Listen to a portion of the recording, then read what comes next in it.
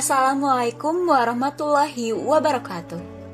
Halo semuanya, pada video ini saya, Trisha, akan menjelaskan jawaban soal-soal tentang komponen-komponen kurikulum. Simak baik-baik ya.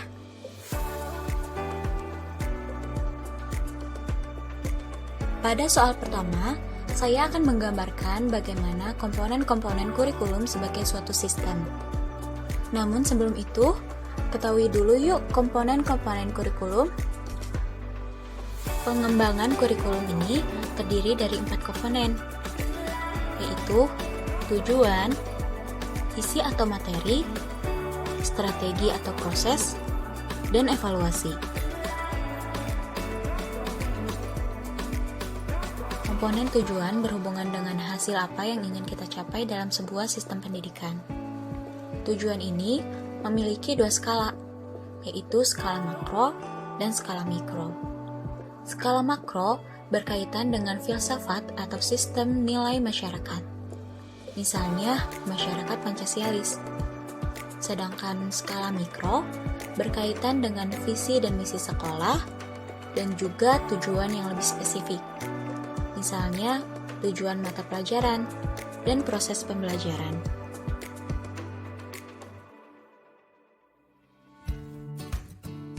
Tujuan kurikulum pendidikan ini memiliki hierarki loh.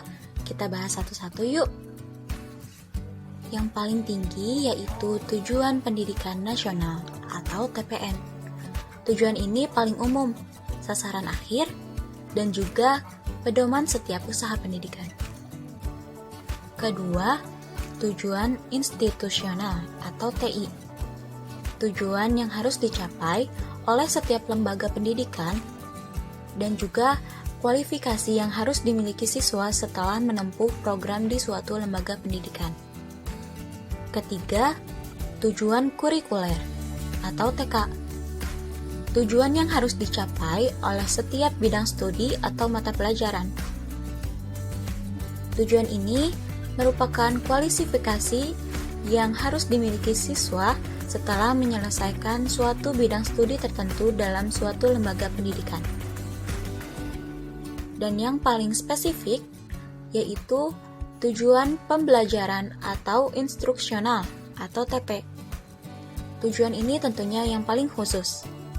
Kemampuan yang harus dimiliki siswa setelah mempelajari topik tertentu dalam bidang studi tertentu dalam satu kali pertemuan. Dari hierarki tujuan pendidikan ini, diharapkan setiap langkah pembelajaran dapat memberikan dampak terhadap pencapaian komponen tujuan. Komponen isi atau materi berkaitan dengan pengalaman belajar yang harus diberikan kepada peserta didik. Pengetahuan diberikan kepada peserta didik melalui berbagai mata pelajaran di setiap jenjangnya.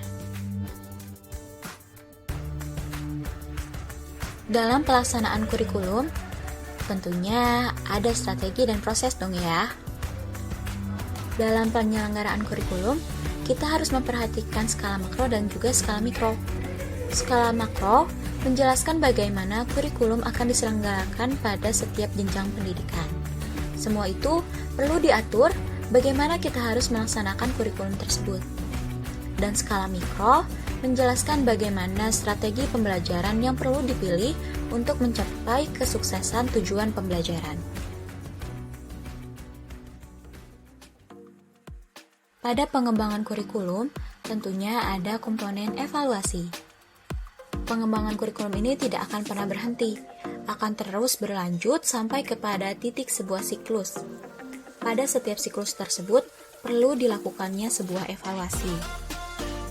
Evaluasi sendiri memiliki 4 jenis. Yang pertama, evaluasi ide. Dimulai ketika memiliki ide, bagaimana ide tersebut dapat direalisasikan. Kedua, evaluasi perencanaan.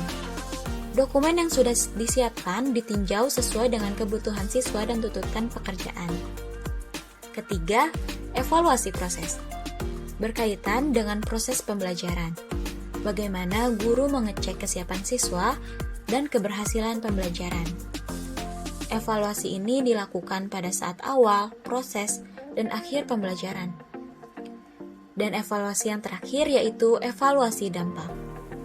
Evaluasi ini penting diketahui untuk melihat sejauh mana proses kurikulum yang berlangsung pada proses pembelajaran.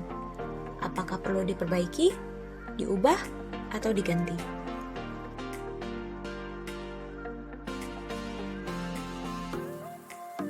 Pada soal kedua ini, saya akan menjelaskan mengenai tujuan pendidikan nasional di Indonesia.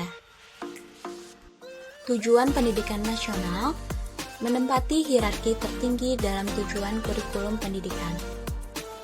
Lalu, apa sih tujuan pendidikan nasional di Indonesia? Tujuan pendidikan nasional di Indonesia ini telah disebutkan pada Undang-Undang Nomor 20 Tahun 2003 tentang Sistem Pendidikan Nasional. Pada undang-undang tersebut, disebutkan bahwa pendidikan nasional bertujuan untuk berkembangnya potensi peserta didik agar menjadi manusia yang beriman dan bertakwa kepada Tuhan Yang Maha Esa, berakhlak mulia, sehat, berilmu, cakap, kreatif, mandiri, dan menjadi warga negara yang demokratis serta bertanggung jawab.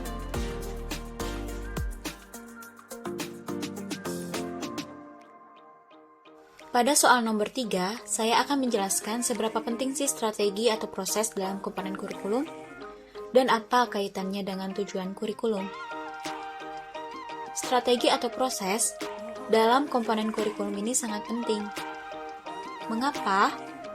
Karena di dalam strategi atau proses mengatur bagaimana kita harus melaksanakan kurikulum tersebut. Lalu, apa kaitannya dengan tujuan kurikulum? Dalam pelaksanaan pembelajaran, tentunya terdapat berbagai strategi. Nah, strategi pembelajaran tersebut perlu dipilih untuk mencapai kesuksesan tujuan pembelajaran.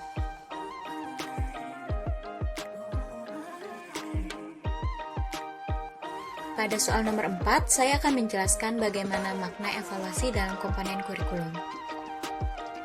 Pengembangan kurikulum yang tidak akan pernah berhenti akan terus berlanjut sampai kepada titik sebuah siklus.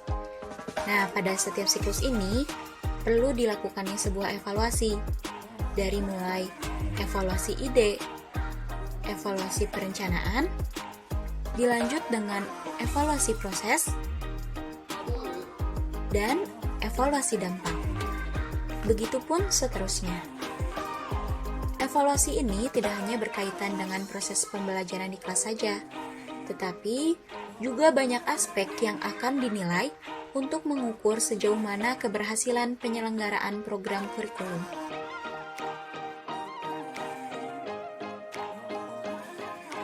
Pada soal terakhir ini, saya akan menjelaskan bagaimana pendapat saya mengenai keterkaitan antara setiap komponen kurikulum.